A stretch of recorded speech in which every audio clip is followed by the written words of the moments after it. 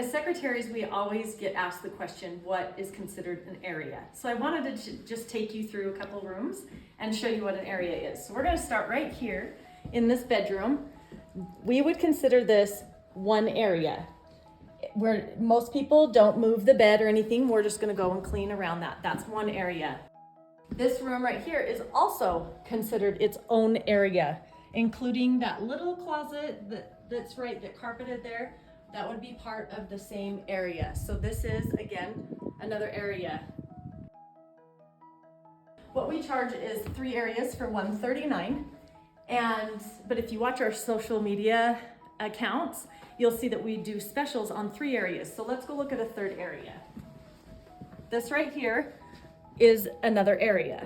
So between this room and the 2 bedrooms you saw there, that would be 3 areas for $139.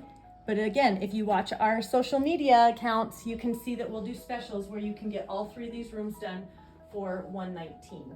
This right here is considered an area. You've got just about 10 to 12 stairs, carpeted stairs that we would clean, and that's considered one area. So 10 to 12 stairs, one area. If you have more stairs than that, it could be an area and a half, because some people have quite long staircases, but this is an example of just a regular size. One more area I want to just show you. This is a little bit bigger bedroom, and this still is considered one area.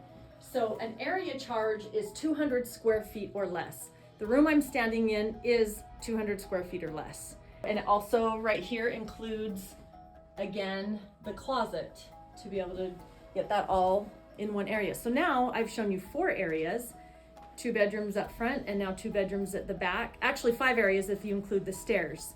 Tile is done by the square footage. So different than an area charge like we do on carpet. So we would figure out the square footage, or you could figure out the square footage of the tile. The best is to take your square footage total and let us know, or if you don't want to do that, we can give you that measurement when we get there. I just show you that you can use a measuring tape on your length and your width and get your total square footage. And you times that by 50 cents and that'll give you what it'll cost to clean your tile.